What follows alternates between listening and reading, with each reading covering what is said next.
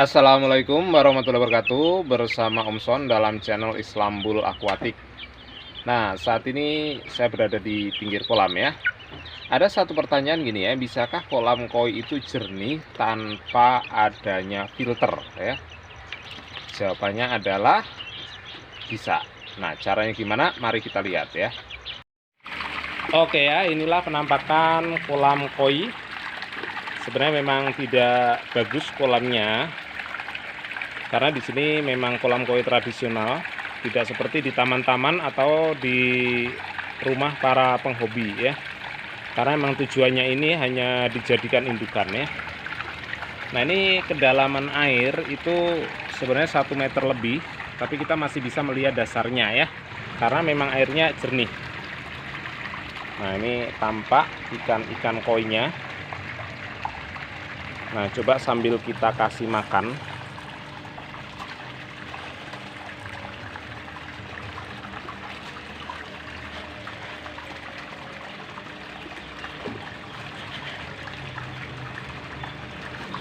Nah, yang lainnya pada datang ya.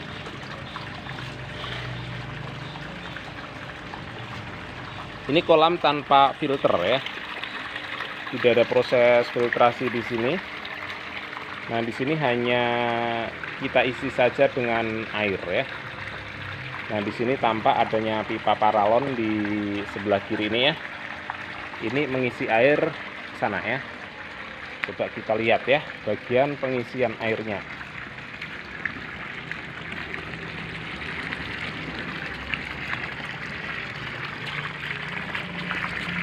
Ya, ini air langsung diambilkan dari air sumur sehingga jatuh ke sini ya. Dan di situ ada yang sedikit kita pompa juga airnya sehingga kembali ke kolam. Karena untuk menambah kadar oksigen. Nah, kalau ikan koi kelihatan lahap makan, berarti dia kebutuhan oksigennya terpenuhi. Tapi kalau kebutuhan oksigen tidak terpenuhi, walaupun 2 hari nggak dikasih makan, belum tentu ikan koi mau makan ya. Karena ketika oksigen nggak terpenuhi, rasa lapar itu bisa hilang. Nah, gimana caranya biar bisa jernih tanpa filter seperti ini ya? Nah, mari kita buat analisisnya. Oke ya, sekarang saya buat analisisnya. Misalkan di sini ada gambar kolam.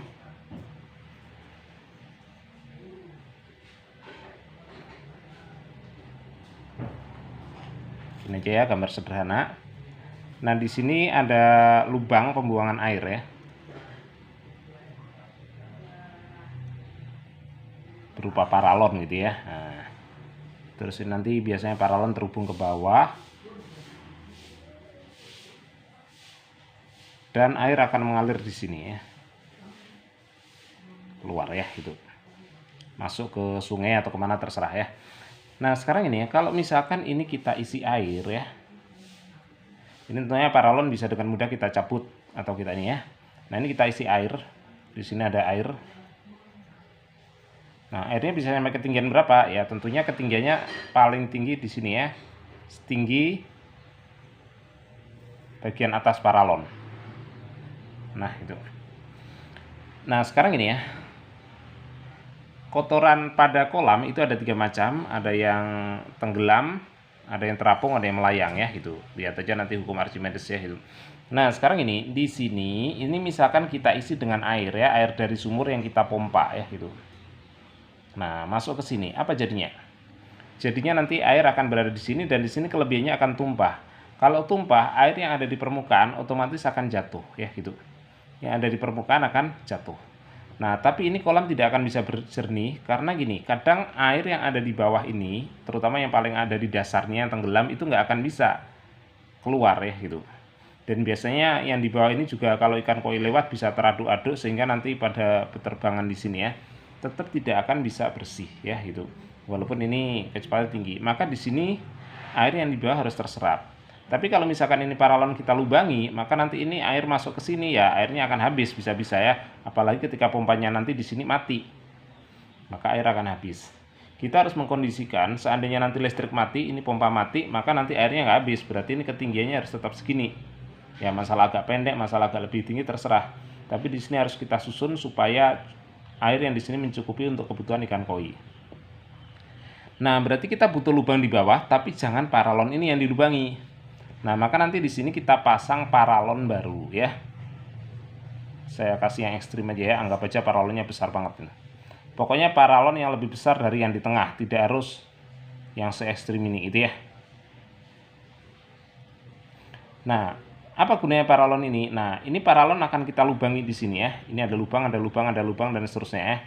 Memutar tentunya ya gitu. Maka nanti air itu akan bisa masuk ke sini nih gitu.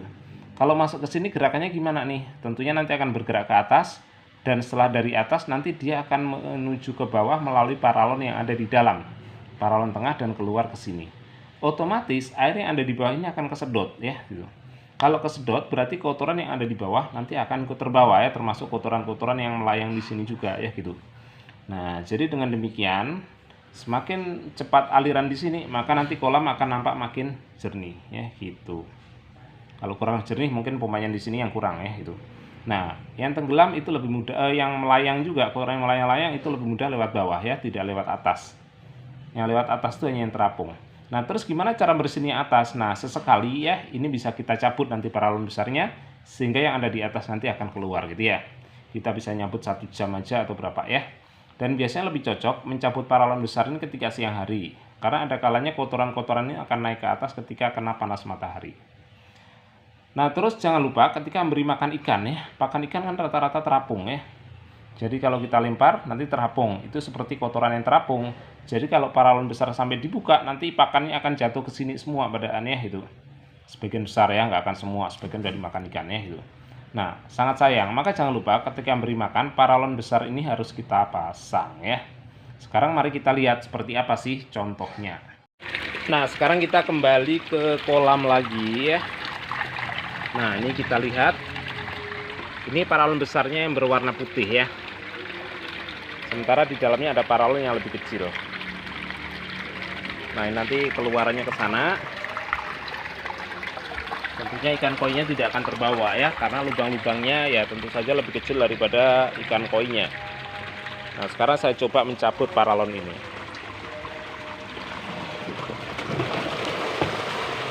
Oh, ternyata permukaan airnya itu lebih tinggi dari paralon yang ada di dalam ya gitu.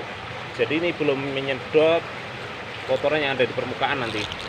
Biasanya kalau ukurannya sudah hampir sama baru kesedot. Nah, sekarang kita lihat analisis ini paralon besarnya. Nah, nampak di sini ada lubang-lubangnya ya. Nah, lubangnya seperti apa ya? Yang penting lebih kecil dari ikan koi, tapi cukup untuk menampung debit air yang keluar ya. Seperti itu. Nah, ini otomatis kalau misalkan ada pakannya yang terapung pasti akan ke bawah ya. Ini contoh ada bulu ayam yang jatuh ke sini, ya ini akan ke bawah ke sini nih. Jadi yang di atas pasti akan ke bawah. Berputar, berputar, berputar, makin lama nanti akan tenggelam. Sebelum tenggelam karena permukaannya masih tinggi ya gitu. Ya, jadi walaupun nggak terlalu jernih banget, tapi kelihatannya dasarnya ya di bawah sana ada selang putih, itu menunjukkan dasarnya di bawah sana ya gitu. Kira-kira seperti itu. Nah, sekarang paralon besarnya akan kembali saya pasang.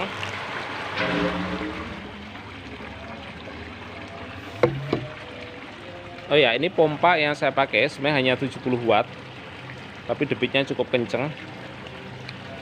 Ya, karena pompanya agak mahal ya. Jadi kadangkala ada pompa yang wattnya itu ternyata tidak sesuai dengan yang ditulis ya gitu. Oke ya, jadi nanti kotorannya akan langsung terbawa ke sini ya gitu. Dan akhirnya kolam akan menjadi jernih. Oke ya, demikian tadi ilustrasi saya tentang bagaimana cara membuat kolam koi jernih tanpa adanya filter. Nah, semoga apa yang saya sampaikan bermanfaat. Sampai jumpa di video berikutnya. Wassalamualaikum warahmatullahi wabarakatuh.